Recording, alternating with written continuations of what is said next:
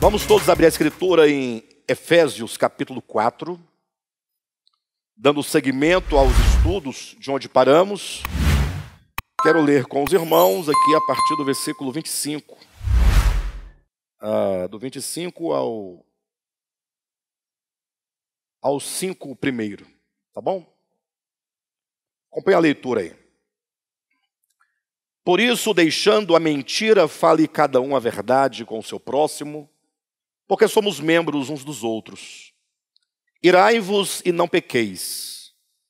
Não se ponha o sol sobre a vossa ira. Nem deis lugar ao diabo. Aquele que furtava, não furte mais. Antes trabalhe fazendo com as próprias mãos o que é bom, para que tenha com que acudir ao necessitado. Não saia da vossa boca nenhuma palavra torpe, e sim unicamente a que for boa para edificação, conforme a necessidade, e assim transmita graça aos que ouvem. E não entristeçais o Espírito de Deus, no qual fostes selados para o dia da redenção. Longe de vós toda amargura, e cólera, e ira, e gritaria, e blasfêmias, e bem assim toda malícia. Antes sede uns para com os outros benignos, compassivos, perdoando-vos uns aos outros, como também Deus, em Cristo, vos perdoou. Sede, pois, imitadores de Deus, como filhos amados, e andai em amor, como também Cristo nos amou, e se entregou a si mesmo por nós, como oferta e sacrifício a Deus, em aroma suave. Amém? Queridos, chegamos aqui numa porção muito prática, né? Desta epístola, quando o apóstolo Paulo ele passa a fazer agora a aplicação de tudo aquilo que até então, no capítulo 3, ele havia dito. Nós já dissemos aqui outras vezes, só para poder relembrar, né, refrescar a memória dos irmãos, que na primeira parte dessa epístola, capítulos 1, 2 e 3, o apóstolo Paulo faz aquilo que se chama comumente de ortodoxia, que é a apresentação da sã doutrina, do reto ensino, né, da reta opinião, entendendo a opinião como sendo o saber, né, acerca das coisas divinas. E do capítulo 4, 5 e 6, que é a segunda parte da epístola, só são 6 capítulos, ele então passa a fazer aquilo que se chama comumente de ortopraxia, que é a prática correta da palavra que foi apresentada. Então, é uma carta muito dinâmica, porque ela compreende, né, ela contempla esses dois aspectos da vida cristã. Poderíamos comparar esses dois aspectos como um pássaro, né? Um pássaro, imagine só alguém perguntasse para você, qual é a asa do pássaro mais importante? A direita ou a esquerda? Né? Aí o Gilson responde que é a direita, né? Mas certamente o pássaro não teria essa opinião, porque para o pássaro ambas as asas são muito importantes, porque é o que vai gerar o equilíbrio, né? E o voo perfeito. De modo que a ortodoxia, que é o reto ensinamento, e a ortopraxia, que é a reta prática da verdade, é que gera o equilíbrio de uma vida cristã saudável. Imagine alguém que tem um coração muito disposto a obedecer a Deus. Alguém muito sincero, muito verdadeiro. Eu conheço muitos cristãos que têm um coração muito dedicado ao Senhor, que são sinceros, são verdadeiros, têm uma boa intenção no seu ato de servir a Deus, mas por desconhecer a ortodoxia, por desconhecer a vontade de Deus do modo como fora revelada mediante os apóstolos do Cordeiro, essa pessoa às vezes tem uma prática muito equivocada no seu viver, ou uma prática deficiente, por desconhecer a reta doutrina, o reto ensinamento. Já tem outros que têm uma boa compreensão do reto ensino, sabe tudo de ortodoxia, compreende toda a teologia, né? Conforme fora construída e apresentada, sobretudo nas epístolas, mas é deficiente na prática dessa verdade. Ele sabe, mas não pratica. Então, tudo isso gera o quê? Gera um desequilíbrio, né? Esse irmão que tem uma boa compreensão da sã doutrina, sem a prática ele vai ser uma pessoa manca, um andar manco. Ele não vai poder andar corretamente, porque lhe faltará também a prática. Então, as duas coisas são muito importantes. Paulo, na maioria de suas epístolas, ele contempla esses dois aspectos. Por isso que quando nós lemos uma epístola, ou um livro, não importa o que seja, até mesmo que não seja a própria Bíblia, mas sempre quando nós lemos, nós precisamos de olhar para o todo daquilo que nós estamos lendo, olhar para o todo e contemplar numa leitura inicial a sua estrutura, para que você caminhe conhecendo a estrutura montada como foi apresentada. Quando você tem essa compreensão, a leitura fica mais fácil, a compreensão fica muito melhor do conteúdo da epístola. No caso, nós podemos resumir os 3 primeiros capítulos, que é a ortodoxia. Seria, no capítulo 1, Paulo apresenta o supremo propósito de Deus, ou seja, aquilo que Deus, na eternidade passada, ele decidiu realizar. A história que Deus escreveu de antemão e que nos inclui. Ou seja, aquilo que Deus haveria de realizar no tempo e que diz respeito à nossa experiência, à nossa participação. Esse é o capítulo 1 de Efésios. E se alguém perguntar assim, qual é esse propósito? Aí Paulo vai dizer no capítulo 1 que esse é um propósito específico, não é um propósito geral, é um propósito que o Pai tem em relação àqueles a quem ele elegeu e predestinou, ou seja, esse propósito só inclui, inicialmente, os eleitos e predestinados, aqueles que foram eleitos antes da fundação do mundo. E esse propósito divino, ele passa também pela redenção desses que foram eleitos e predestinados, uma vez que por causa da desintegração do homem em relação a Deus, agora esse homem que for eleito, ele não tem como cumprir o propósito de Deus, porque ele está com a sua mente totalmente contaminada pelo problema do pecado. Então ele tem que ser redimido. Então no capítulo 1 ele apresenta o supremo propósito, por meio da eleição e predestinação, por meio da redenção, para por fim se alcançar esse propósito supremo, que nos versículos 19, 20, 21 e 22 de capítulo 1 de Efésios, Paulo diz que é fazer de todos nós, olha que coisa maravilhosa, o corpo de Cristo. Fazer de todos nós um corpo para que o Cristo de Deus seja o cabeça e nós o seu corpo. Só que Paulo dá uma dimensão, porque quando você fala hoje em dia de corpo de Cristo, tudo parece muito, como eu posso colocar, já virou um certo jargão, né? Ou seja, essa expressão corpo de Cristo, por causa do tempo, ela se esvaziou de significado e as pessoas não param mais para refletir a profundidade do que significa e a grandeza disso.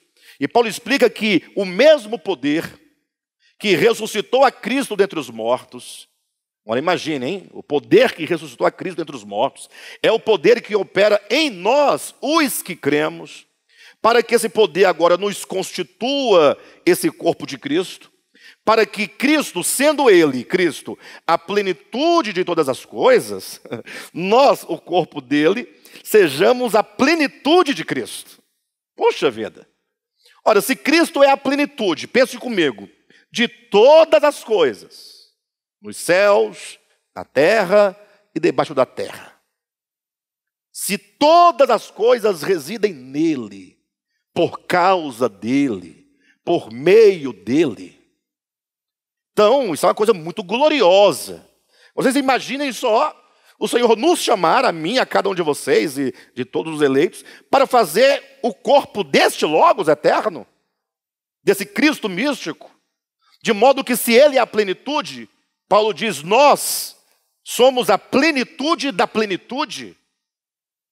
Então, nós temos um chamamento enorme. E aí ele diz, para que todas as coisas sejam colocadas debaixo dos seus pés. Ou seja, a igreja triunfante de Cristo. Não a igreja propriamente, meramente militante. A igreja militante é a igreja do ponto de vista histórico. Mas nem todos que estão nessa militância, aquilo que nossos olhos enxergam pode ser, de fato, a igreja que triunfará, porque pode ter muito joio e muito sem futuro aí na história da igreja, com vários objetivos, e que se passa pelos nossos sentidos como igreja, mas pode ser que não seja o caso. Deve ter muita gente, não é pouca não. De todo modo, vocês imaginem só que aquilo que diz em Gênesis capítulo 1, versículo 26, que todas as coisas estariam debaixo dos pés de Adão, sabendo nós que Adão é um homem profético, conforme Romanos capítulo 5, versículo 16, e esse homem profético é o próprio Cristo como cabeça e a igreja como seu corpo.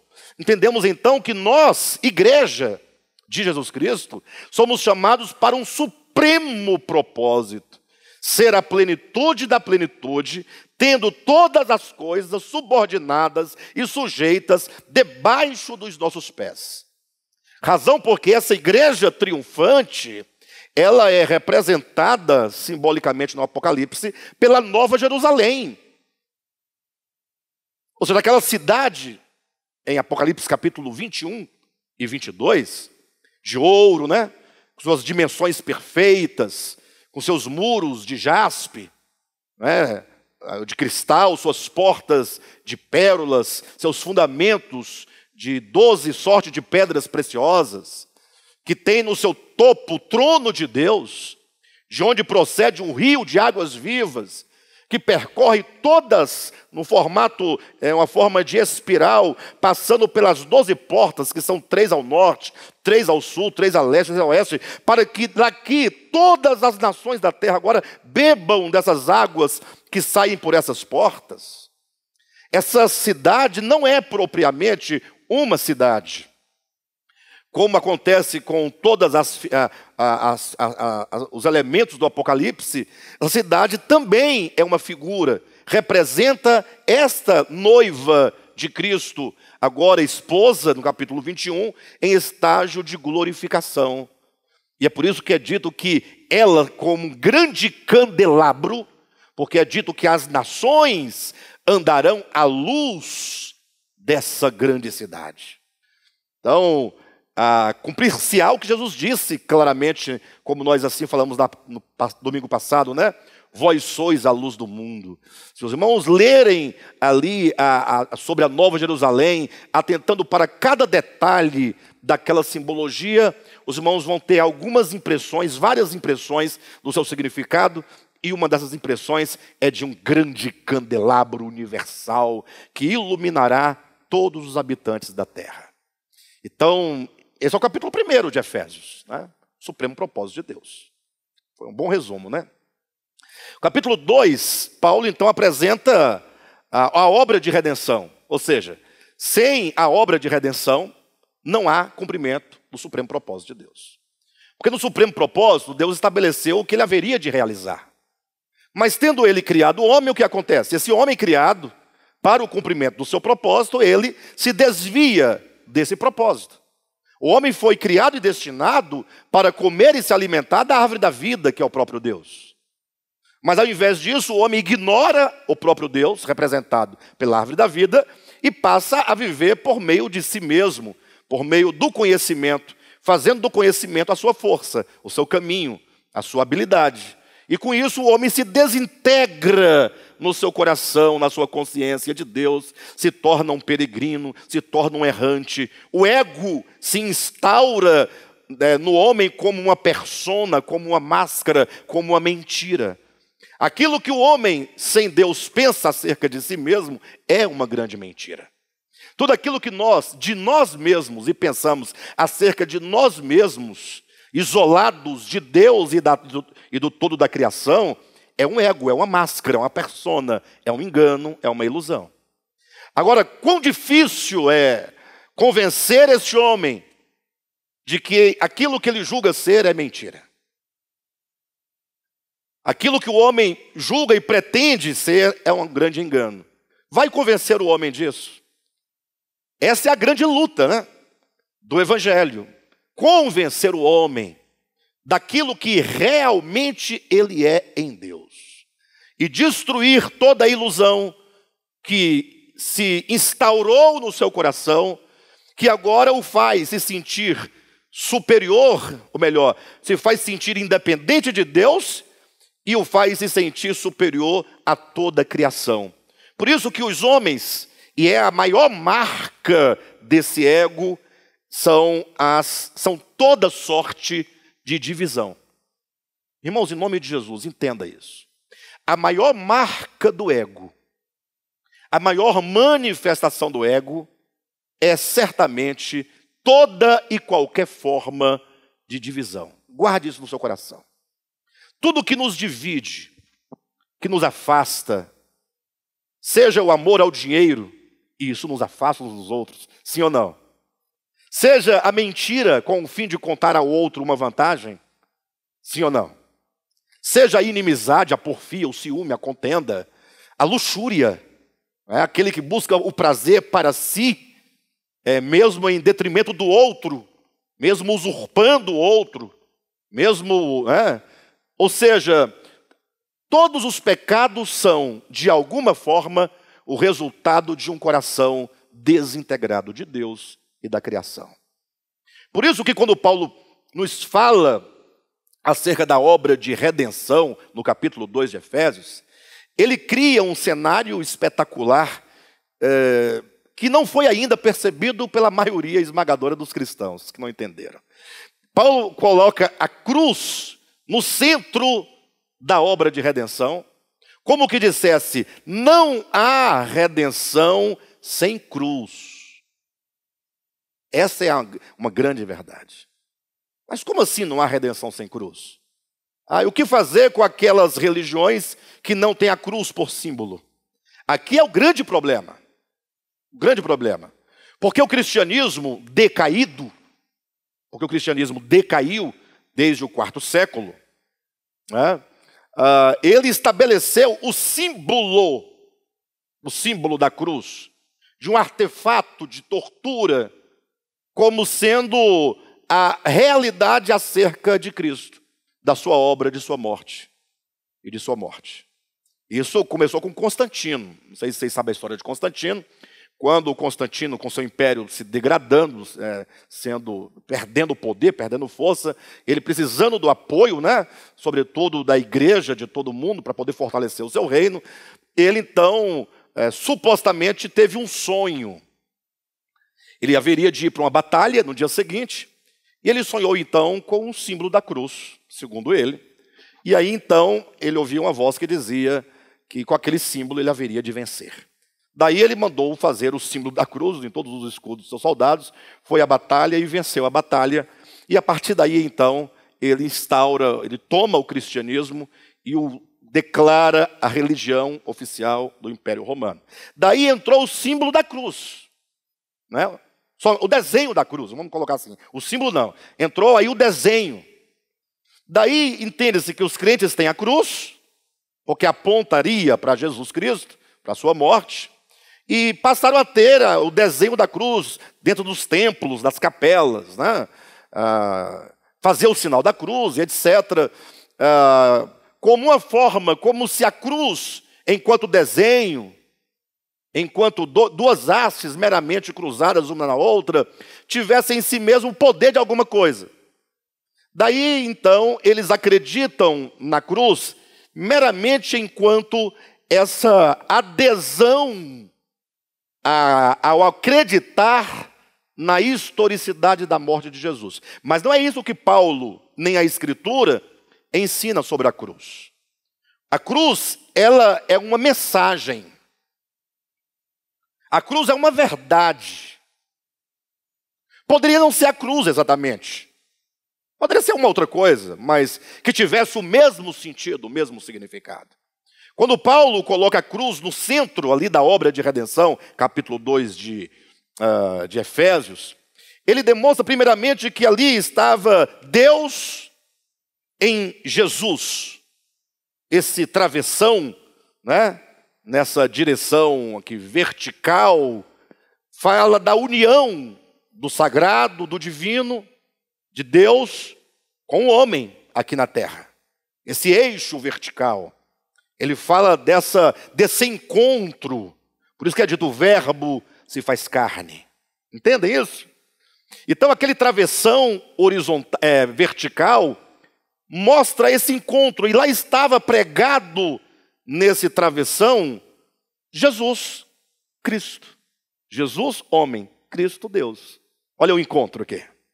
E esse outro travessão no sentido horizontal, fala então de toda a humanidade, os que vieram antes de Cristo e os que vieram depois de Cristo, mas que todos se encontram aqui nesse epicentro, nessa interseção, nesse encontro desses dois travessões. A cruz não tem um ponto de encontro? Quando o travessão na horizontal se encontra com o travessão na vertical, esse ponto de encontro é a mensagem da cruz. Deus, o homem, com os homens, todos no único e mesmo lugar. Isso é redenção. Mas é impossível que alguém experimente a cruz, ou experimente redenção, ou experimente estar nesse único lugar, nesse epicentro, nesse encontro, nessa interseção dos travessões, se ele não nega a si mesmo, porque cruz é instrumento de destruição. A cruz é para a aniquilação.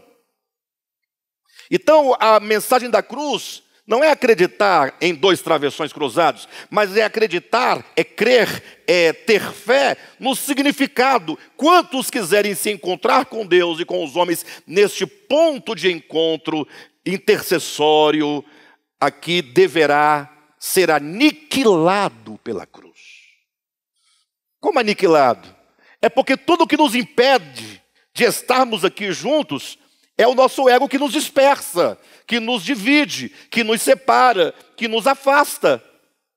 Então, quando alguém olha para a cruz e ele entende, puxa, ali está Deus e o homem reunidos, e os homens reunidos. Por isso Paulo vai dizer em Efésios capítulo 2, que é na cruz, nesse epicentro, que toda inimizade é desfeita, que toda parede é derrubada, que os estrangeiros agora são aproximados, e os judeus que pensavam já estar resolvidos, também se encontram no mesmo lugar. Se encontram aqui judeus e gentios, homens e mulheres, negros e brancos, pobres e ricos, porque aqui não existe essa diferenciação, porque tudo se aniquila na cruz. Para que então todos esses aqui constituam, está em Efésios capítulo 2, versículo 16, um só corpo com Deus. Isso é redenção. Então, se alguém diz que crer em Jesus, como eu ouço todos os dias, milhares e milhares de pessoas dizendo a mesma coisa, ainda que não da mesma forma, mas todos dizem, mas não desejam, não querem, ou não foram, ou não vão a essa cruz, a esse epicentro, não creem de fato na cruz, não amam a cruz, não desejam a cruz, não querem a cruz. Ah, mas Jesus morreu por mim. Lógico que ele morreu por você, não há dúvida disso. E é porque ele morreu por você, é que você pode agora se unir a ele na sua morte. Poxa, eu tenho falado isso centenas de vezes. Jesus, depois que morreu e que ressuscitou, ele diz, agora vocês, apóstolos, discípulos, devem ir e pregar o evangelho. Saiam anunciando o que eu realizei. Agora, veja o que ele ordena, o que significa proclamar o que ele realizou. Aí ele diz, ensinem os homens a fazerem todas as coisas que eu vos tenho dito. Mateus capítulo 28, versículo 19. Ide fazei discípulos, ensinando-os todas as coisas que eu vos tenho dito. E a maneira de que alguém se identifica, ou alguém se torna então um discípulo de Cristo, ao ouvir tudo o que ele disse, é batizando-o, portanto, em o nome do Pai e do Filho e do Espírito Santo. Que não é um rito, parem de bobagem. Mas o rito, embora exista, apenas fala de uma realidade, e a realidade sem o rito continua sendo realidade, e o rito, como mero rito, não significa absolutamente nada. Mas que esse batismo, como Paulo explica em Romanos capítulo 6, versículos de 1 a 3, é a união do homem com Cristo na sua morte, é o ser crucificado com ele. Isso é a obra de redenção, capítulo 2 de Efésios. Acho que foi também um bom resumo, né? Capítulo 3 de Efésios, para encerrar essa primeira parte da do Supremo Propósito, ou melhor, da ortodoxia, Paulo vai dizer sobre a revelação desse mistério. Qual mistério? Do mistério da redenção, do mistério do fato de os gentios fazerem parte desse projeto, do mistério que até então os judeus não entendiam, o mundo inteiro não entendia, e nem os anjos entendiam, nem os profetas entendiam, e ninguém havia entendido até então, de que esse projeto divino, ele é inclusivo e não exclusivo. Que esse projeto de redenção é para todos os homens, e não somente para uma parcela da humanidade. É a revelação do mistério. E aí conclui a primeira parte de Efésios. Entramos para a segunda parte. E aí entramos para a parte chamada, como mesmo? Ortopraxia, muito bem. Eu estava lembrando, eu queria saber se vocês estavam lembrando. A ortopraxia, quando Paulo agora fala, agora vamos entrar para o âmbito dessa prática, poxa. Agora que vocês já sabem o que é o supremo propósito, já sabem que para o cumprimento do propósito divino é preciso experimentarmos a obra de redenção. Agora que já sabem, vamos à prática, porque a grande pergunta que qualquer um de nós faz ou faríamos é: e o que fazer? Eu creio no Evangelho. Eu quero experimentar a cruz. E o que fazer? Aí no capítulo 4, na segunda porção, Paulo começa dizendo: rogo-vos, pois. Olha como esse pois ganha um peso. Supremo propósito, obra de redenção, a revelação do mistério. Diante dessas três grandes coisas, rogo-vos, pois. Rogo-vos, portanto. Diante disso tudo, essa riqueza, capítulo 1, 2 e 3, é necessário que nós tenhamos agora um esforço. Quando ele fala um esforço, chega a ser um esforço descomunal, ele sabe que nós estaremos numa guerra. Entenda isso. Rogo-vos, pois, que andeis de modo digno da vocação a que fossem chamados. Em outras palavras, pressupõe-se que aqueles que creem no Evangelho, de fato e de verdade, eles agora têm um andar. Então essa primeira expressão, rogo-vos, pois, que andeis, esse andeis é o modo de andar, é o modo de viver, é o modo de se pôr no mundo, é o modo de nos relacionarmos, é o modo que temos de tratar uns aos outros, seja conversando, seja agindo, seja no casamento, seja no trabalho, seja na relação social, seja em qual for o âmbito. Esse andar implica ortopraxia, o modo correto de viver, a aplicação da verdade. E ele diz então que devemos nós, que esse andar de modo digno implica a construção dentro de nós de um princípio vital chamado unidade.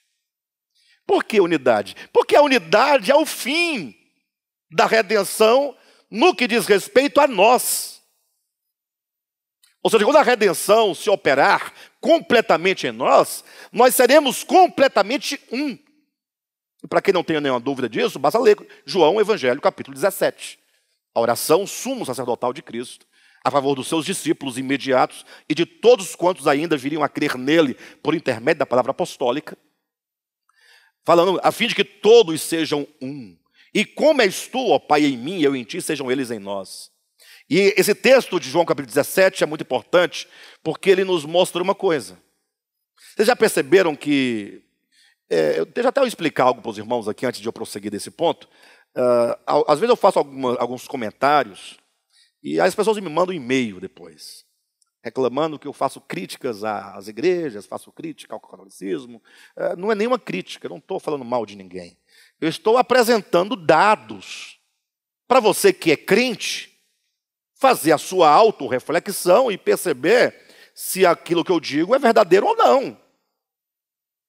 Então, não pense que eu saí da minha casa para vir falar mal de igreja aqui, em nome de Jesus. Mas, quando diz, a fim de que todos sejam um, vocês percebem que no cristianismo, tanto no movimento carismático católico, quanto nos movimentos carismáticos pentecostais ou evangélicos, ou de alguma forma doutrinária, mesmo no movimento de reforma protestante, igrejas tradicionais, se ouve a ideia de que nós somos um. Sim ou não? Não, nós somos um. Quando faz uma passeata para Jesus, somos um. Quando no dia do partir do pão, ou no domingo à noite, canta: somos corpo, e assim bem ajustados, somos um. Poxa, nós temos que parar um pouco, não de cantar a canção, e refletir daquilo que nós estamos dizendo. Nós somos um. Nós somos um. Um no sentido do que está lá em Filipenses capítulo 2, que não busque cada um o que é propriamente seu, mas também o que é do outro. Que não hajamos com partidarismos, com disputas. Nós somos um. Perguntando. Poxa, uma hora nós temos que parar de brincar e pensar. E refletir. Pelo menos para chorar. Já será um grande avanço. E a prova do que eu estou dizendo, porque Jesus diz assim, a fim de que todos sejam um. Aí ele vai explicar que unidade é essa. Não é uma unidade eclesiástica, não é uma unidade eclesiástica do ponto de vista doutrinal. Se nós acreditamos na mesma doutrina, somos um. Mas vocês concordam que esse grupo aqui, que é um doutrinariamente, ele não é um com outro grupo que tem uma outra doutrina? Toda forma de divisão é uma forma de pecado, é a expressão do ego, nós falamos agora há pouco. Mas nós temos que aceitar. Não, o problema é que você confunde o outro com a doutrina que ele acredita. Eu não acredito em milhares de doutrinas, de centenas de outras religiões que não acredito. Mas as pessoas que creem naquilo são pessoas, não são as doutrinas. Você tem que separar a pessoa da coisa e não confundi-las.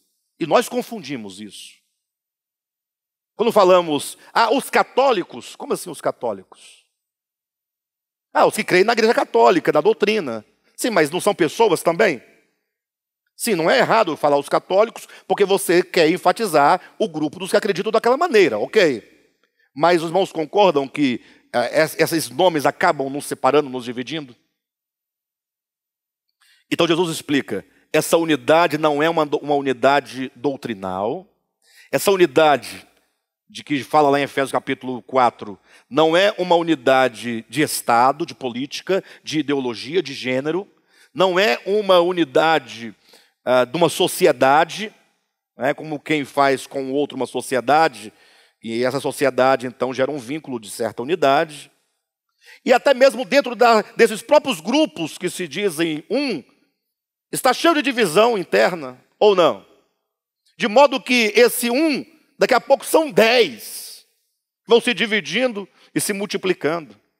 Se tem coisa que se multiplica igual preá, é grupo. Tudo que é grupo se divide, todo grupo se divide. Hoje nós estamos juntos porque nós nos rebelamos contra aquele grupo. Amanhã a rebelião vai se instaurar aqui contra esse grupo. E o grupo que sair lá na frente vai sofrer outra rebelião, e aquele grupo vai se explodir, vai se formar mais 3. E 3 vira 9, 9 vira... E aí sim, vai exponencialmente até o lago de fogo. Mas Jesus explica que essa unidade não é esse tipo de unidade falsa. Ele diz, a fim de que todos sejam um, assim como, ó Pai, és tu em mim e eu em ti. Essa é a unidade. Ou seja, a unidade que para nós está sendo estendida é a unidade do próprio Deus. Ou seja, a cruz, ela é o cerne do próprio Deus, sempre. Não fosse o cerne de Deus ser a cruz, já haveria uma trindade totalmente desfacelada, um Jesus rebelado contra o Espírito Santo rebelado contra o Pai, e o Pai furioso contra o Filho e o Espírito Santo. Lógico que isso aqui é apenas uma maneira de falar, porque não se acredita numa divisão tripartida deste modo de separação na pessoa, ou melhor, na essência divina, tá? Mas só para os irmãos poderem entender basicamente o que eu quero dizer, é que quando a Escritura apresenta essa unidade modelo, essa matriz canônica da unidade, que é o próprio Deus, a única maneira dessa unidade ser mostrada a nós é apresentando um Deus triuno, Pai, Filho e Espírito Santo. Porque como pode haver unidade se não houver essa triunidade? Perfeito? Como pode haver comunhão se não houver essa triunidade? Então a triunidade não visa nos levar à especulação do ser divino. Não. Deus é um só. Essa triunidade é o modo de revelação divino para que você compreenda aquilo que se estabelece para nós. Olhe para o Pai, conforme manifestado, para o Filho, conforme revelado, para o Espírito Santo, conforme compreendido, e veja que ali há um só coração, uma só alma. O Pai, quando viu o seu Filho descendo ali as águas do batismo, ou seja, naquela representação do seu morrer, do seu se dar, do seu não ser, isto é, da cruz, o que o Pai diz? Esse é o meu Filho amado, em quem eu me comprazo. Ele é o objeto do amor do Pai. Em Isaías, o Jesus Cristo é chamado de, no caso o Messias, é chamado de o amado, o eleito. E agora o Filho, em relação ao Pai, ao retornar em ressurreição, ou melhor, quando ele se propõe a descer, fazer-se homem, morrer na cruz, ele diz, ó Deus, aqui estou para fazer a tua vontade. Olha a relação. Aqui é a operação e a expressão do não ser. Imagina só um pai que está ofendido porque o filho quer ser mais que o pai. Aí o Espírito Santo com ciúme do filho, porque o Espírito Santo, afinal de contas, é o Espírito Santo. O Filho pode ser santo, mas o Espírito é o Espírito Santo até no nome. Vocês percebem que a trindade revelada desse modo, ou melhor, Deus revelado e mostrado desse modo, é uma expressão da cruz. Jesus falou acerca do Espírito Santo. Quando ele vier, ele falará tudo o que ele tiver ouvido de mim, recebido de mim. Porque ele dará testemunho de mim. Ele não dará testemunho dele. Isso é cruz. É o Pai em prol do Filho, o Filho em prol do Pai, o Espírito Santo em prol do Cristo.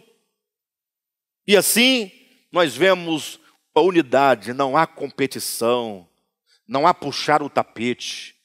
Há simplesmente duas coisas. Uma origem, a outra causa. Amor, origem. Serviço, causa. Toda vez que nós estivermos tomados de profundo amor, fatalmente, isso é uma verdade absoluta em todas as religiões, para você que não quer acreditar em mim. Quando o amor se manifesta, fatalmente, ele se manifestará em serviço ao próximo. Fugiu disso, diz Tiago, a sua religião é vã. Fugiu disso, diz João na sua primeira epístola, você é um mentiroso. Então, isso é o que é o resultado da obra de redenção. Essa unidade é o alvo e o objetivo de todos nós. Por isso Paulo começa dizendo em Efésios capítulo 4, rogo-vos, pois, por essa unidade, por esse esforço, para que nós, por meio do vínculo da paz e o vínculo do amor, essa unidade se manifeste. Estou no capítulo 4, explicando o capítulo 4, na verdade, uma grande retrospectiva, que passamos muito tempo sem ter o estudo de quarta-feira. Daí ele vai apresentar três figuras, três metáforas dessa unidade. Ou seja, porque ele apresenta a verdade clara, a verdade, declarada, expressa, e agora ele apresenta três figuras dessa unidade. Ora, porque a metáfora tem um poder imenso de nos fazer compreender o que é unidade. E a primeira figura evoca, e a primeira figura que Paulo evoca é a figura do corpo. Capítulo 4 fala do corpo de Cristo. Capítulo 5 fala sobre a noiva de Cristo. Capítulo 6 fala sobre o exército de Cristo. Essas três figuras e metáforas não pode existir sem unidade. Querem ver? É possível que você seja um membro de um corpo sem unidade? Imagine só os seus olhos acordando de manhã cedo e falando, olha, é o seguinte, eu cansei de servir vocês. Eu não vou mais olhar para vocês. Eu nem preciso de vocês. Afinal, eu estou aqui, eu conduzo esse corpo a todos os lugares, eu mostro o caminho, e eu cansei, não vou mais. Já imagina que coisa esquisita, né? A minha pressão quer fazer isso comigo, mas ela vai voltar para o lugar dela, em nome de Jesus. Ou seja, quando acontece isso, existe uma doença. Essa doença se chama pecado. Eu assisti a um documentário há muito tempo, não me recordo onde foi, não tenho como dar para os irmãos essa informação da fonte. Mas passou uma reportagem mostrando que alguns cientistas americanos haviam conseguido uma cirurgia no cérebro para conter o problema da epilepsia, para resolver o problema de epilepsia. Então, a nível de cobaia, arrumaram algumas pessoas, fizeram a cirurgia, e elas, de fato, conseguiram se livrar do problema da epilepsia. Parou. Os ataques epiléticos acabaram. Mas daí surgiu como um fenômeno, como resultado dessa cirurgia, um outro problema. E esse problema eu gosto de usar para ilustrar o problema de um membro do corpo quando ele não quer ser um com o todo do corpo. Quando há uma doença, quando há um problema. A pessoa ia abrir assim a porta do armário para pegar um prato. Quando a mão esquerda abria a porta, quando a direita entrava para buscar o prato, a mão esquerda jogava a porta na mão direita. Não é estranho? Se os irmãos pesquisarem na internet, poderão encontrar com mais detalhes e com mais precisão esse exemplo. Mas eu vi numa reportagem. A pessoa num restaurante, garfo e faca, quando colocou aqui a faca, aqui, o garfo veio na outra mão. É cômico, né? Endemoniado? Ó, está endemoniado. Então, se o Pedro disse que ele está endemoniado, poderíamos dizer que quem faz isso com o seu irmão está endemoniado. Porque é a mesma coisa. Esse ano de 2020, ano passado, eu levei umas 42 a 72 facadas. Verdade. Todas nas costas, nenhuma na frente. Os esfaqueadores não têm coragem de esfaquear pela frente. Não têm capacidade intelectual, moral, espiritual para fazer isso. Mas como eu não estava vendo, aí tudo bem. Mas isso é um reflexo de uma doença muito grande, isso é o pecado. Então, olha como o corpo de Cristo, ele fala, melhor, a ideia de corpo, agora falando de nós enquanto o corpo de Cristo, olha como essa figura ela tem o poder de falar de unidade.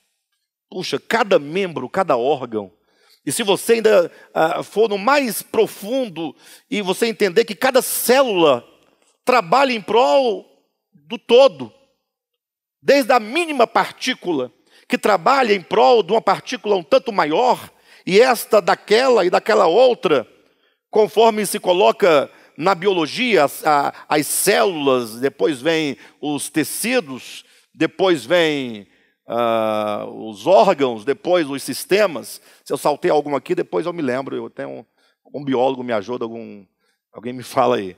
Mas até chegar a essa complexidade que é um todo harmônico. Então, quando Paulo fala dessa nossa unidade, ele fala, olhem para o corpo e o seu funcionamento sadio. Como cada membro vive em função do outro. Observa que o que importa para mim é o todo e não as partes. Meu fígado não existe para si. E se ele tiver algum problema, todo o meu corpo adoecerá. Sim ou não? Meus olhos não existem para si.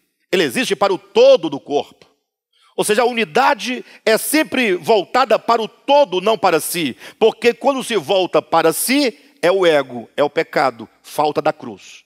Quando se volta para o todo, a cruz operou e fez a sua função. Por isso, agora que Paulo, ao entrar nessa parte prática, ele começa agora a elencar um tanto de comportamentos e procedimentos que nascem do ego e não da cruz.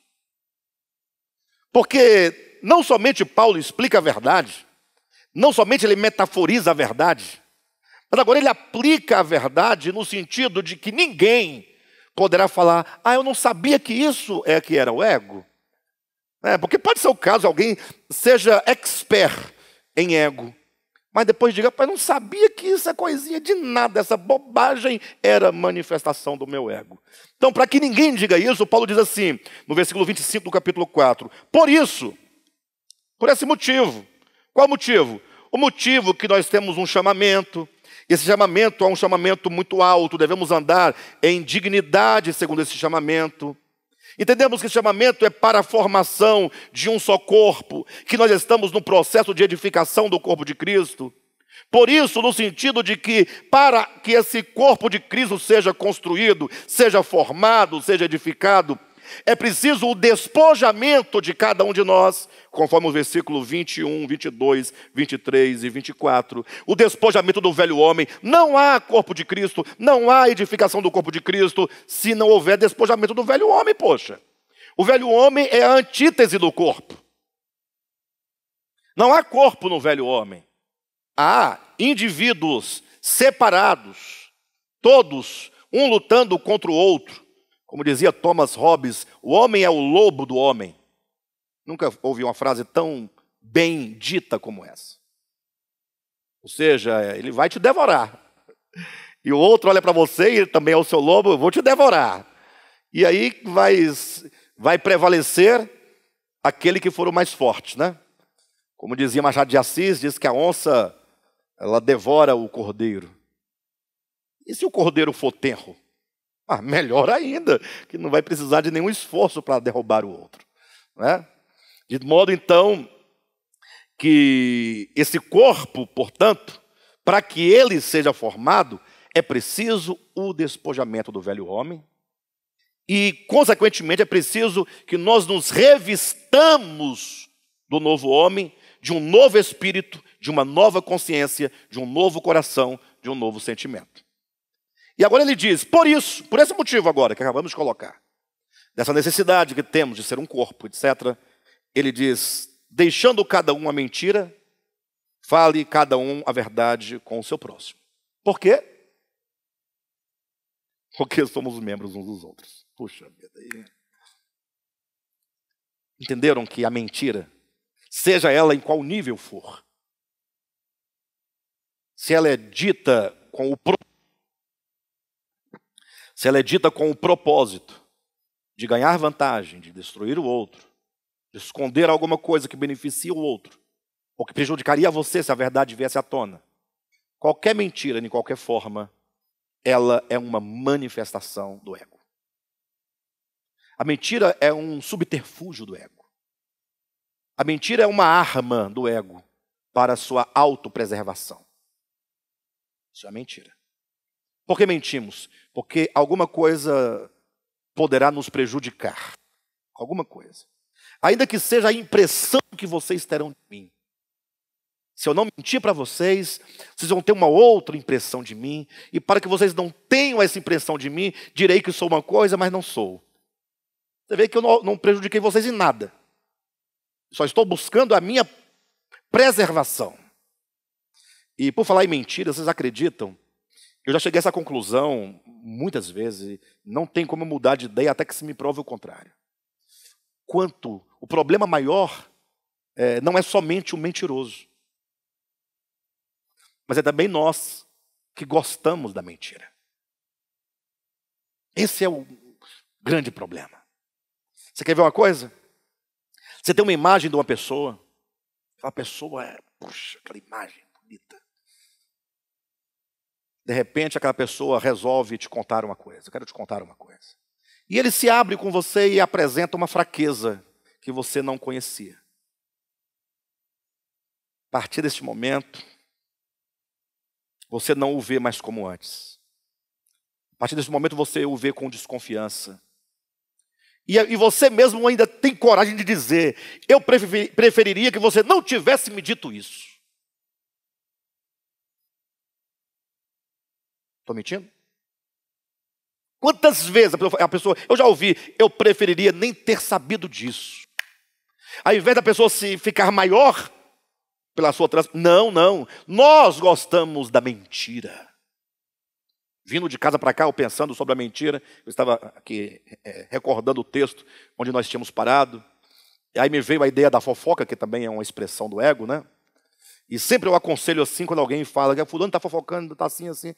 Eu aconselho assim, olha, quando alguém for a você e falar mal do outro, quando ela começar a falar mal, que você perceber que é um mal que ela vai falar, você interrompe a pessoa e diz assim, calma um pouquinho, só um momentinho, vamos ligar para o fulano, porque como se trata dele, é muito importante que ele participe da conversa. Vocês acham isso justo ou injusto? Não é? Alguém me liga, o irmão Ian, só a título de comparação, nada a ver, viu, irmão? Me liga no WhatsApp, né? Pastor, sabe o João? É o que João? Aquele lá do salão. Siga que tem ele. Não é porque... Ô, Ian, só um momentinho. Vamos fazer uma chamada de vídeo aqui, 3 pessoas. Vamos convidar o irmão João, porque isso é muito importante para ele. Você vai falar da honra dele, da pessoa dele, da família dele, dos filhos dele, dos negócios dele. Se tem alguém que tem que estar presente nessa reunião, é ele. E você seria um perverso maldito se fizesse a reunião, que você chama de reunião, sem ele. E eu aconselho para todas as pessoas a fazerem isso. Só que tem um problema. É tão difícil fazer isso. E dentre tantas razões porque é difícil fazer isso, tem uma que sobrepuja todas as demais razões. É que embora eu não vá reproduzir aquela fofoca, eu gosto de ouvir a fofoca. Gosto de saber da vida dos outros. Agora você vai falar, começou, tem que terminar. Agora vai ter que terminar. Começou, já era. Quem já ouviu isso alguma vez na vida? Ah, Jesus. Então, Paulo é muito prático, né? Ele diz, aquele que mentia, não minta mais. Cada um fale a verdade ao seu próximo, porque somos membros uns dos outros. E eu vou lançar aqui um desafio, não para mim, ou seja, não que você tenha que dar provas desse desafio a mim ou para outra pessoa. Você mesmo. Mas para você mesmo, né? Que tal nós colocarmos este ponto na nossa agenda? A partir de hoje, sair daqui dizendo, aquele que mentia não minta mais. Fale cada um a verdade ao seu próximo. Coloca na agenda, faça uma agenda. Isso é uma agenda, meu irmão. Simples. É que você, eu vou ter que reconhecer que eu minto. Olha, mas você já está mentindo em não reconhecer que mente. Piorou, irmã Júlia? Mas eu acho que eu não minto. Não tem problema. Coloque na agenda. E o Espírito Santo vai falar, e a agenda? Fica tranquilo. O Consolador, ele está ao nosso lado, nos conduzindo a toda a verdade. Entenda isso. Ele vos fará lembrar de todas as coisas que vos tenho dito. Por causa de Jesus, né, nos ensinou. Então é um ponto a você colocar isso aí nas orações. E aí, logo, logo virá uma luz de outra coisa, você vai perceber que às vezes nós mentimos sem nem perceber. De tão costumeira que se tornou uma mentira. Paulo continua dizendo, irai-vos, mas não pequeis. Não se ponha o sol sobre a vossa ira. E nós falamos muito disso na última ministração, né? A ira, enquanto uma manifestação, não raras vezes, ou quase que todas as vezes, eu acredito que todas as vezes, uma manifestação de um instinto que não passa pela sua vontade nem pela sua decisão. Eu nunca ouvi ouvir de alguém que porventura tenha planejado se irar. Eu vou me irar. Daqui a pouquinho, daqui a 10 minutinhos eu vou me irar. Calma aí. Eu estou bem, tranquilo, ficarei irado daqui a pouco. Você não pensa, não existe isso. A ira é algo que vem de supetão no nosso coração, na nossa mente, e dela nós não conseguimos nos livrar porque não foi consentido por você, não foi evocado por você. É a teoria dos irmãos que leiam muito sobre essas questões, seja mentira, seja ira, seja inveja, todas essas questões da alma do ser humano, leiam isso filosoficamente, leia Sêneca sobre isso, leia outros poetas, porque eles tratam dessas questões, a felicidade, a infelicidade, a ira, a maldade, esses temas universais, são tratados de maneira muito refinada. Os filósofos nos fazem olhar para esses objetos por todos os ângulos possíveis, para que você tenha uma compreensão mais ou menos do que essas coisas são em nós. Não é? Então, eu não posso simplesmente... às vezes eu só me pego irado, a coisa vem sem eu perceber. Mas tão logo eu fiquei irado, eu tenho a consciência de poder prosseguir ou não prosseguir. De usar de violência ou não usar de violência. Ou de ordenar que se recolha tal sentimento na minha alma. Ou de conter esse sentimento na minha alma. Ou de crucificar esse sentimento na minha alma. Essa é a razão porque Paulo diz, irai-vos, mas não pequeis. Ou seja, a possibilidade de irar sem pecar? Lógico, se ele diz irai-vos, não pequeis, como eu posso fazer? São duas coisas distintas. Por isso ele diz, não deixe que o sol se ponha sobre a sua ira. Ou seja, não cultive essa ira. Não permita que o dia se finde, você durma e amanheça com essa ira. Trate com a sua ira antes que o sol se ponha, porque depois que o sol se põe, essa ira pode se tornar um ressentimento. Não mais um sentimento de euforia negativa, mas pode ser um ressentimento. Esse ressentimento pode se tornar uma raiz de amargura, e você não somente terá pecado uma vez, mas será um pecado agora constante na sua vida. Bem, continuando, seria aqui o exato lugar onde deveríamos começar hoje, mas eu acredito que essa revisão foi muito apropriada, né? Ele continua dizendo, não deis lugar ao diabo. E para eu comentar essa expressão, não deis lugar ao diabo, eu convido os irmãos a lerem também o versículo 30. E não entristeçais o Espírito de Deus. Quero trabalhar essas duas ideias, não é? Porque são duas coisas opostas. Sim, esse nem aí é uma preposição aditiva, né? A irmã Silvia está chamando a atenção para o fato que o texto diz, começa dizendo, irai-vos, mas não pequeis, nem deis lugar ao diabo. Como se essas duas coisas tivessem relação. Nós vamos falar já já. Você vai ver que quando nós falarmos sobre a questão do diabo, isso vai ter uma profunda relação com o problema da ira. Tá ok? Bem, mas eu pedi para os irmãos, para a gente começar trabalhando a ideia não deis lugar ao diabo, numa comparação com não entristeçais o Espírito de Deus, com o qual fosse selados para o dia da redenção. Os irmãos percebem que nós temos aqui duas questões antagônicas. Não dar lugar ao diabo, você tem que se livrar do seu diabo, como também você não pode agora, por outro lado, entristecer ao Espírito Santo. Há de se ter uma unidade, uma busca, uma intimidade, uma comunhão, uma amizade com o Espírito Santo. Mas nós não podemos permitir que haja tal amizade, tal comunhão, tal intimidade com o diabo. São coisas exatamente opostas. O problema é que diabo e Espírito Santo se tornaram dois objetos místicos, ou melhor, dois objetos dogmáticos. Pastor, o que é um objeto dogmático? O que é um dogma? Dogma é uma coisa que você não sabe ao certo o que é, mas você acredita naquilo. E por ser um dogma, e por você não saber exatamente do que se trata, esse dogma não influencia muito na sua vida. E esse dogma, ele não muda a sua vida, não altera em nada a sua vida. Então, você sabe, mas a sua vida é uma, o dogma é outro.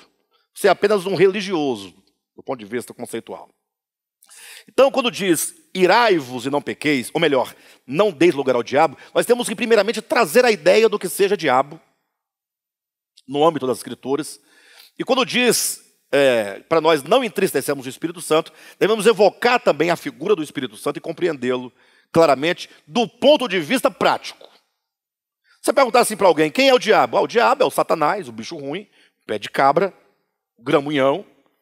E aí se a pessoa souber muito, ela vai dizer, aquele que era um querubim, conforme Ezequiel capítulo 28, Isaías capítulo 14, né? E que tendo ele caído da sua condição original, de perfeição, se tornou inimigo de Deus. Dizem que ele tem chifre, tem rabo, tem asas, tem capa, tem legue vermelha, etc. Né? E que ele agora, a partir de então, anda no mundo perturbando todo mundo. Ele é o responsável por todas as mentiras, por todas as maldades. É ele que separa o casamento, é ele quem mata, é ele quem rouba, é ele quem adultera, é ele quem faz isso, aquilo, outro. Tudo é o coitado do diabo, que está aí com o espeto tentando todo dia todo mundo. Se você perguntar para alguém o que é o diabo, dirão isso para você. E é o que todo mundo pensa. Você entra na igreja de crente e eles vão dizer, porque o diabo, é o diabo, e vamos repreender o diabo. Como assim? Se eu repreender o diabo da sua casa, você vai morar onde? Não, é só uma pergunta. Não, repreende o demônio da minha casa. E você vai para onde, meu irmão? Morar onde? E não vai resolver, porque para cada onde você for, você vai me chamar para expulsá-lo de novo de lá. Ah, pastor, então você não acredita no diabo? Calma. Quando eu pego ali João capítulo 8, versículo 44, que Jesus fala sobre o diabo enquanto pai da mentira, eu tomo esse texto como a chave da compreensão. Existe um tal diabo que ele é pai. Ele é o originador. Ele é um começo. Vocês entendem? Então, se nós queremos pegar a figura de Lúcifer, e lógico que vão discutir, vai para lá. As pessoas discutem cada bobagem. Vão dizer, essa palavra não tem na Bíblia. Eu falei, em qual Bíblia que não tem? Na sua ou na minha? Vamos começar perguntando isso para as pessoas. Na minha, na sua também não tem. Eu falei, qual é a minha Bíblia? Você sabe qual é a minha? Não sei. Como é que você fala que na minha Bíblia não tem? Então não estou mais com idade e nem com pressão para discutir essas bobagens. Tá? Me ajude aí, vamos ficar no essencial. Então, eu entendo que existe uma matriz. Se nós pegarmos aqui o conjunto histórico, profético da Escritura, podemos construir que houve uma primeira criatura, que de fato caiu, e por sua queda, ele se torna um adversário de Deus. Por isso a expressão diabo, que é a priori uma palavra adjetiva. Se você for ao dicionário, vai dizer lá que é um substantivo. Mas, na verdade, é um adjetivo substantivo. Porque ele nasce, o significado é adversário. Adversário é sempre um adjetivo, uma qualidade, que pode eventualmente ser usado como substantivo. Por exemplo, se eu colocar assim, o Cadmo é o meu adversário. Usei adversário como adjetivo. Aí eu falo assim, olha, eu estou escrevendo um texto. O Cadmo é o meu adversário. Ponto. Coloquei, não foi adjetivo aqui? O meu adversário disse, agora eu usei como substantivo. Mas o Cadmo não é estruturalmente carne, sangue, nervo, músculo, alma, espírito. Adversário é uma pessoa. Adversário é uma condição e uma posição de oposição. Não é um ser, não é uma coisa. Tão difícil entender isso, né, gente? Então não existe diabo criatura. Se alguém disser que existe diabo criatura, vai dizer que Deus criou anjo, arcanjo, querubim, surubim, ser humano, galinha, pato, marreco, macaco, estrela, estrela, diabo. Por que a estrela é estrela? Porque ela é uma estrela. O ser dela, a natureza dela é estrela. Deus fez estrela. O homem é homem porque Deus fez o homem homem. O homem, para ser homem, não tem que fazer nada, basta ser. Nascer homem, ser humano. E diabo? Não existe diabo natureza, diabo coisa. Existe um homem, existe um querubim, que porque ele desenvolveu no coração uma atitude de oposição contra Deus, ele agora está na condição psíquica de Satanás, adversário, ou diabo, diabolos, que é acusador. É uma condição. Então, Lúcifer caído, ele continua sendo um querubim caído. Só que diabo porque em oposição, em acusação. Daí ele começa agora a enganar uma série de outros seres, de outros anjos.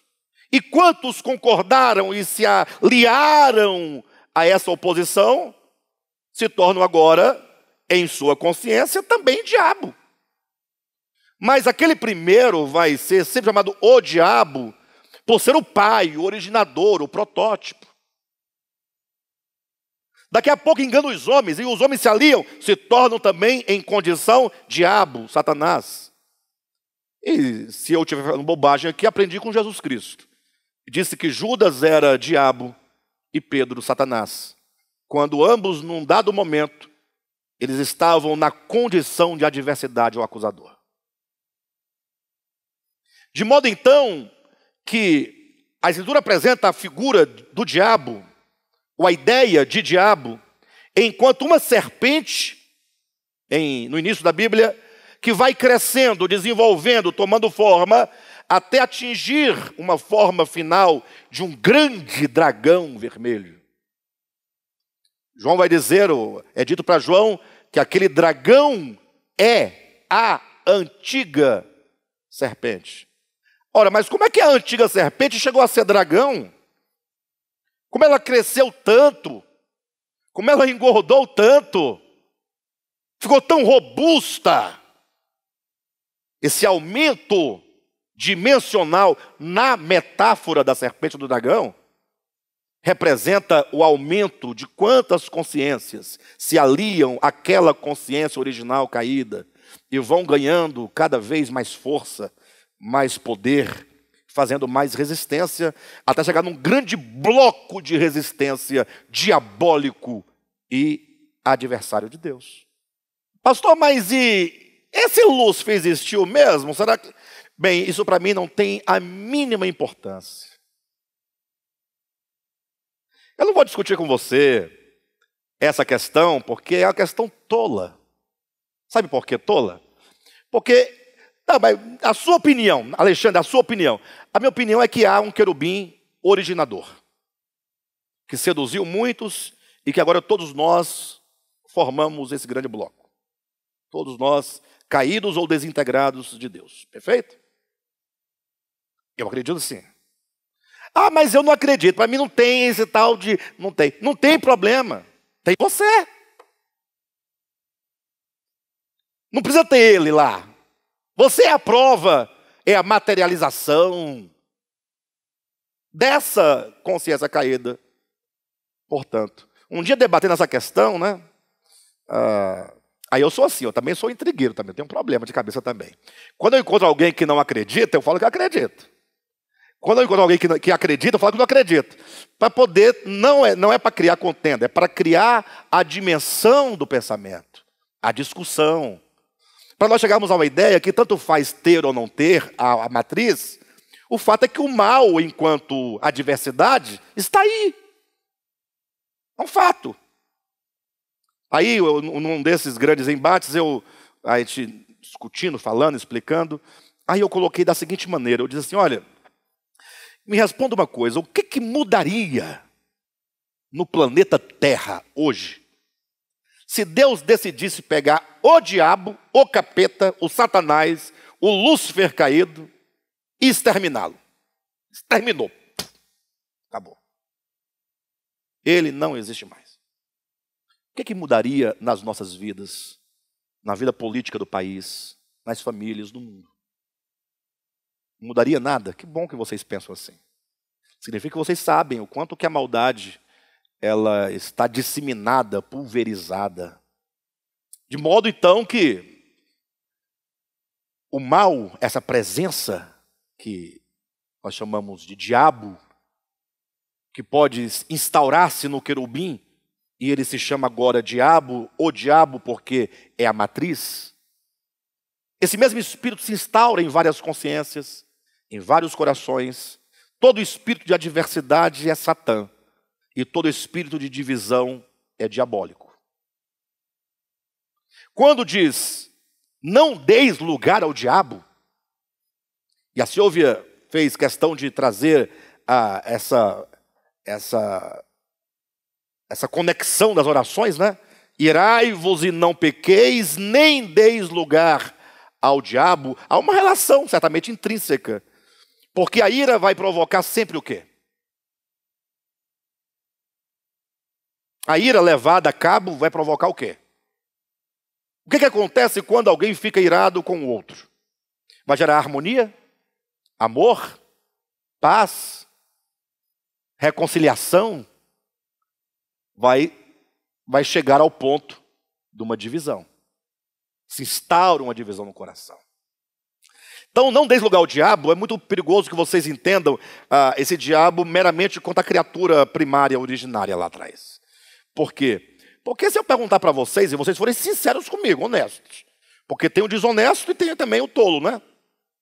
Tem aquele tolo que é tão tolo que ele prefere ficar no dogma pensar. De todo modo, alguém aqui já esteve em alguma situação em que o diabo estava por perto e você ficou, vixe, vou sair daqui para não dar lugar ao diabo. Alguém já viveu essa experiência? Se não, boa, tranquilo. Tirando aquelas loucuras, aqueles desvarios das pessoas que falam que briga com o diabo, luta com o diabo, discute com o diabo. Que é uma tolice danada. E tem mais, a irmã falou, é só no sonho. E como os sonhos são um reflexo do nosso próprio subconsciente, é você lutando consigo mesma. Perfeito. O Pedrão fez uma relação no texto do apóstolo Paulo com a frase de Thomas Hobbes, né? O homem é o lobo do homem. Muito bem feita a sua colocação. A sua relação é perfeita. Exatamente isso. Não deis lugar ao diabo. Vocês nunca vão se encontrar numa situação em que você verá o diabo numa situação e falar, e agora? Eu dou lugar, não dou lugar? O que é dar lugar ao diabo? O que é dar lugar, inclusive? A própria expressão, dar lugar. Como nós podemos entender essa ideia? É muito simples, basta você entender que você está constantemente, sempre num caminho bifurcado. Toda a vida. Cada passo, cada decisão, todo momento, em todos os relacionamentos, você está numa possibilidade iminente de errar. Sempre. Sempre, em toda e qualquer situação, você se verá sempre nessa bifurcação, na possibilidade de você errar. Esse erro é o diabo. Esse erro é Satã. Esse erro é o ego. Esse erro é o pecado. Dar lugar ao diabo significa você, diante de situações bem iminentes e bem claras de erro, você ainda permanecer brincando com aquela situação, como se você se julgasse forte o suficiente. Não, eu não caio nessas coisas. Você cai. Cai sim. Não vamos brincar com coisa séria. Tudo aquilo que é perverso, que é mal, nós devemos fugir. Devemos evitar lugares, evitar situações, caso você reconheça a sua fraqueza. Lógico, alguém vai dizer, pastor, não, nós temos que estar em todos os lugares, com todas as pessoas, afinal nós somos tal. Teoricamente sim. Jesus entrava e saía em todos os lugares, estava com todas as pessoas, sem se contaminar jamais, absolutamente, razão porque é dito que ele é o cordeiro sem mácula e sem dolo algum. Agora, você é capaz disso? Se você se julga capaz e suficiente, amém, glória a Deus por isso. Mas o conselho de Paulo para a preservação do seu coração e da sua consciência e da sua alma é não dê lugar a essas coisas perversas, diabólicas, que nos afastam de Deus, nos afastam do homem, nos afastam da unidade. Tá bom? Hoje eu fiz uma grande retrospectiva em razão do tempo que nós ficamos sem estudo, mas na semana que vem nós vamos voltar nessa parte do diabo, não vai precisar mais da retrospectiva e dando seguimento ao texto, inclusive falando sobre não entristeçais o Espírito de Deus e os demais aqui coisas que não foram ditas.